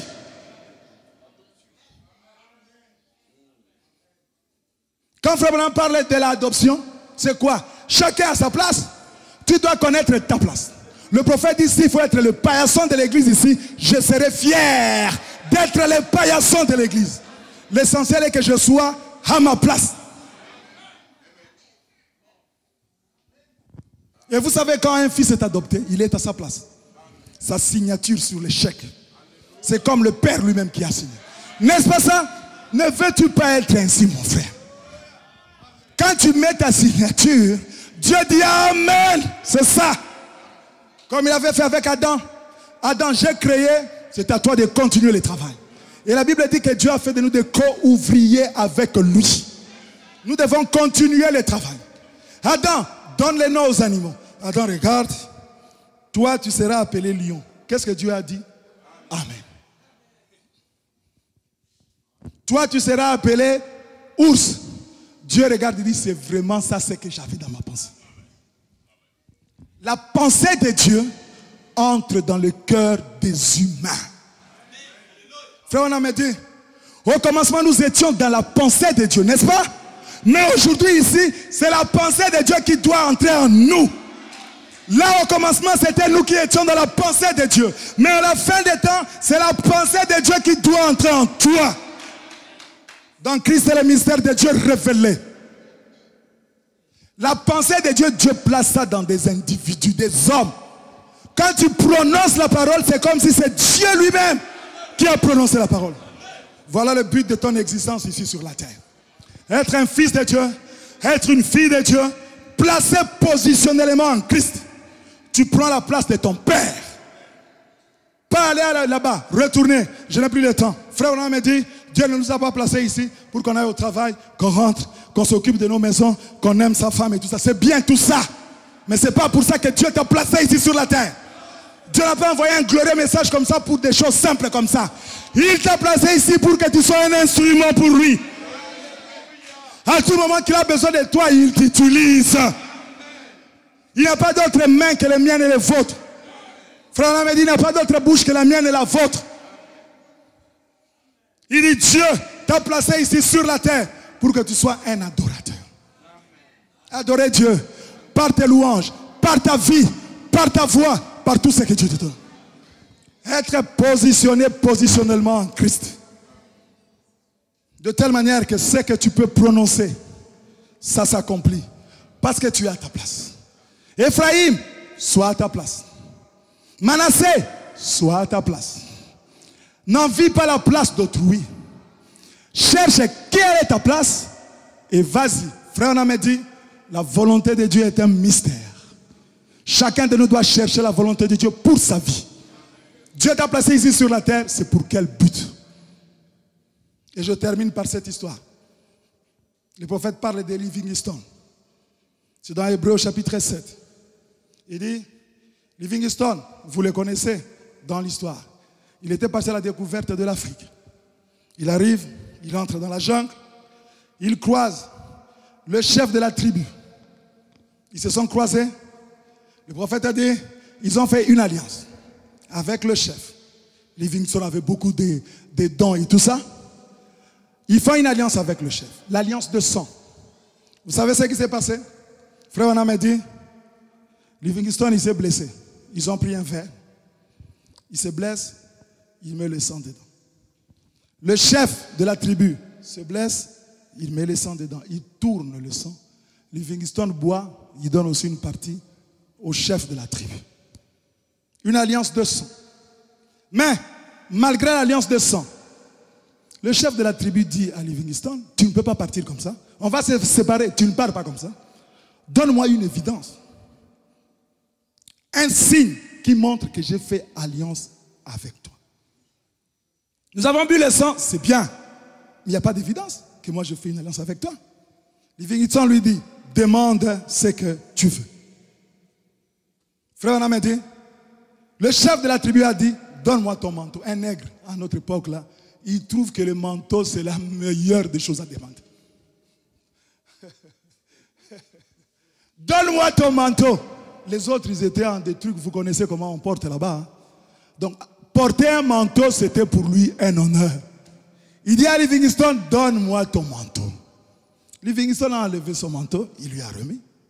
Et Livingstone lui dit aussi, donne-moi. Le chef lui a dit, demande aussi toi ce que tu veux. Livingstone regarde, il savait que le bâton que le chef là avait, c'était le symbole d'une autorité. Il dit, donne-moi le sceptre là de ton règne. C'est ce dont j'ai besoin. Le chef prend son sceptre, il donne ça à Livingstone. Il se sépare. Livingstone rentre dans la jungle. Il avance, après quelques temps, il se retrouve devant une troupe de nègres. Il y revenait, je ne sais pas moi d'où. En sortant comme ça, il se croise avec Livingstone, un blanc. Quand les nègres ont vu le blanc, c'est la première fois pour eux de voir un blanc. Ils se sont arrangés pour tuer Livingstone.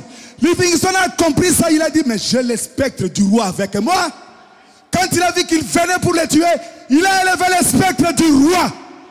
Quand ces indigènes ont vu le spectre du roi, ils ont dit, mais ça c'est l'autorité de notre chef, donc il est de nôtres, nous ne pouvons pas le tuer. Qu'est-ce qui a sauvé Livingstone? Le spectre du roi. Et frère me dit aujourd'hui, prenez aussi l'étendard de la croix. Présentez ça. L'ennemi reconnaîtra cela. Est-ce que vous le croyez? Le spectre du roi. William Branham, quand il était dans la montagne, alors qu'il était en train de prier, il avait les mains levées comme ça, brusquement, une épée est tombée entre ses mains. C'était quoi? Le sceptre du roi. Dieu lui dit, demande ce que tu veux. Si ce sont les écureuils, comme tu as l'épée du roi, demande ce que tu veux. Il dit, j'aimerais qu'il y ait un écureuil là-bas. J'aimerais qu'il y ait un écureuil ici. Il attend, quelques minutes après, un écureuil vient, il se met. Il tire. Un deuxième écureuil là-bas. Quelque temps après, un écureuil vient, il tire. Frère Branham m'a dit, je voulais maintenant faire quelque chose d'impossible. Dieu m'a dit de demander ce que je veux. Je vais faire quelque chose. Il dit, j'aimerais qu'il y ait un écureuil qui va quitter là-bas. Il va traverser toutes ces branches ici.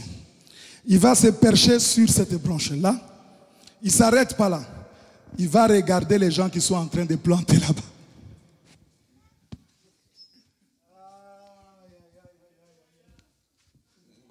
Les agriculteurs là, je veux que cet écureuil se tienne là et qu'il les regarde. C'est pendant qu'il va les regarder que je vais les tirer. Il attend 10 minutes, 20 minutes. Il voulait partir. Dieu lui dit, mais tu as déjà prononcé la parole. Fils adopté, tu as déjà prononcé la parole. Quand tu as prononcé la parole, attends que la parole se réalise. Une trentaine de minutes après, il voit un écureuil qui saute. D'où venait cet écureuil-là? C'était une création. Le même Dieu qui avait créé le bélier avec Abraham. H-A-M. Avec Abraham. La création d'un bélier. C'est le même Dieu aujourd'hui. Avec H-A-M. Qui a créé les écureuils. Est-ce que vous le croyez? Demandez ce que vous voulez. Et cela sera ainsi. Le curé est parti. Il arrive jusque là, à cette branche-là.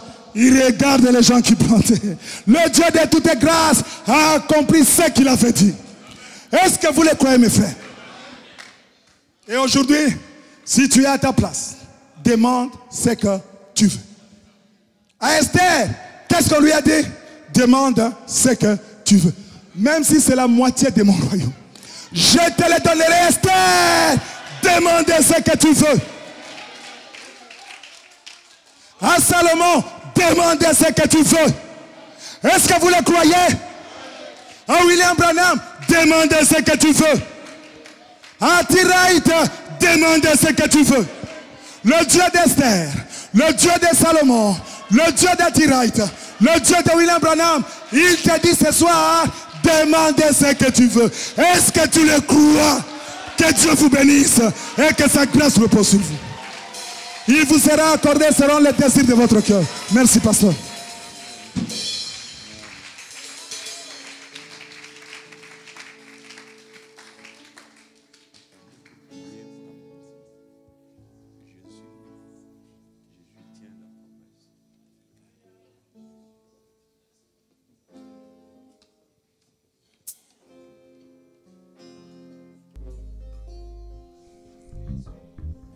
Tiens toujours. Lève-nous. Jésus tient toujours ses promesses. Quel que soit le temps que ça prend, quel que soit le temps que ça prend, je les attends toujours dans la prière. Je les attends toujours dans la prière. Car il est fidèle à ses promesses. Alléluia. Car il est fidèle à ses promesses. Il les accomplira.